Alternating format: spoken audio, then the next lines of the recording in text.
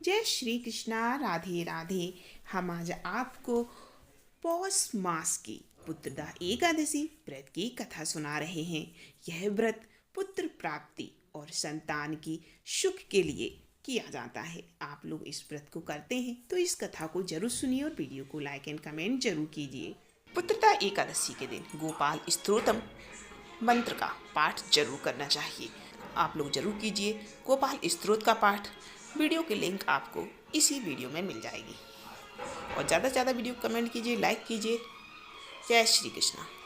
शुरू करते हैं आज की कथा। द्रवती नामक नगरी में सुकेतु नाम का एक राजा राज्य किया करता था। उसके कोई पुत्र नहीं था। उसकी स्त्री का नाम शैब्या था। वह निपुत्री होने के कारण सदैव चिंतित रहा करती थी। राजा की पितरवी रो रो कर पिंड लिया करते थे और सोचा करते थे, इसके बाद हमें कौन पिंड देगा।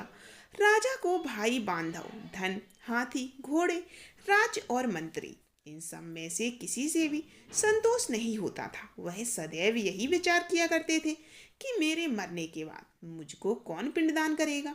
बिना पुत्र के पितरों और देवताओं का ऋण मैं कैसे चुका सकूंगा। जिस घर में पुत्र ना हो उस घर में सदैव अंधेरा ही रहता है। इसीलिए पुत्र प्राप्ति के लिए प्रयत्न करना चाहिए। जिस मनुष्य ने पुत्र का मुख देखा है वह धन्य है। उसको इस लोक में यश और परलोक में शांति मिलती है, अर्थात उनके दोनों लोक सुधर जाते हैं। पूर्व जन्म के कर्म से ही इस जन्म में पुत्र, धन आदि प्राप्त होते हैं। राजा इसी प्रकार रात दिन विचार किया करता और चिंता में लगा रहता। एक समय तो राजा ने अपने शरीर को त्याग देने का निश्चय कर लिया, परंतु आत्मघात को महान पाप समझकर फिर उसने ऐसा नहीं किया। एक दिन राजा ऐसा ही विचार करता हुआ अपने घोड़े पर चढ़कर वन को चला गया तथा पक्षियों और वृक्षों को देखने लगा। उसने देखा कि वन में मृग, व्याघ्र, सुअर, सिंह, बंदर, सर्प आदि सभी भ्रमण कर रहे हैं। हाथी अपने बच्चे और हथनियों के बीच घूम रहा है। इस वन में कहीं तो गीदड़ अपने कर्कश स्वर में बोल रहे हैं, कहीं उल्लू ध्वनि कर रहे हैं। वन के दृश्यों को देखकर राजा सोच विचार करने लग गया। इसी प्रकार आधा दिन उसका बीत गया। वह सोचने लगा कि मैंने कई यज्ञ किए हैं, ब्राह्मणों को स्वादिष्ट भोजन से तृप्त कराया है, फिर भी मुझको ये दुख क्यों प्राप्त हो रहा है। राजा प्यास के मारे अत्यंत दुखी हो गया और पानी की तलाश में इधर उधर भटकने लगा। थोड़ी दूर पर राजा ने एक सरोवर देखा। उस सरोवर में कमल खिले थे तथा सारस, हंस, मगरमच्छ आदि सभी उसमें विहार कर रहे थे। उस सरोवर के चारों तरफ मुनियों के आश्रम बने हुए थे। उसी समय राजा का दाहिना अंग फड़कने लगा। राजा उसे शुभ शगुन समझकर घोड़े से उतरकर मुनियों को दंडवत प्रणाम करके बैठ गया।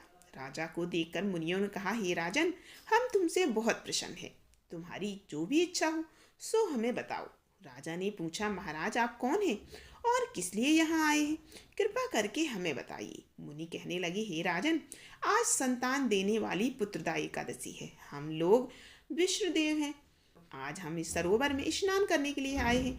यह सुनकर राजा कहने लगा कि महाराज, मेरी भी कोई संतान नहीं है। यदि आप मुझ पर प्रसन्न हैं तो एक पुत्र का वरदान दे दीजिए। मुनि बोले, हे राजन, आज पुत्रदा एकादशी है। आप अवश्य ही इसका व्रत करें और भगवान की कृपा से अवश्य ही आपके घर में पुत्र होगा। मुनि के वचनों को सुनकर राजा ने उसी दिन एकादशी का व्रत किया और द्वादशी को उसका पारण किया। इसके पश्चात मुनियों को प्रणाम करके महल में वापस आ गया। कुछ समय बीतने के बाद रानी ने गर्भ धारण किया और 9 महीने के बाद उनके एक सुंदर सा वीर पुत्र पैदा हुआ। वह राजकुमार अत्यंत सूरवीर, यशस्वी और प्रजा का पालक हुआ। श्री कृष्ण बोले, हे राजन, पुत्र के प्राप्ति के लिए पुत्रदा एकादशी का व्रत जरूर करना चाहिए। जो मनुष्य इस महात्म्य को पढ़ता और सुनता है उसे अंत में स्वर्ग की प्राप्ति होती है। हे प्रभु, जैसे आपने राजा पर अपनी कृपा की है वैसे ही सब पर अपनी कृपा जरूर बनाए रखें। बोलिए ओम नमो भगवते वासुदेवाय नमः। पुत्रदा एकादशी के दिन इस मंत्र का जाप भी जरूर करें। ओम नमो भगवते वासुदेवाय नमः। ओम नमो भगवते वासुदेवाय नमः। ओम नमो भगवते वासुदेवाय नमः। ओम नमो भगवते वासुदेवाय नमः।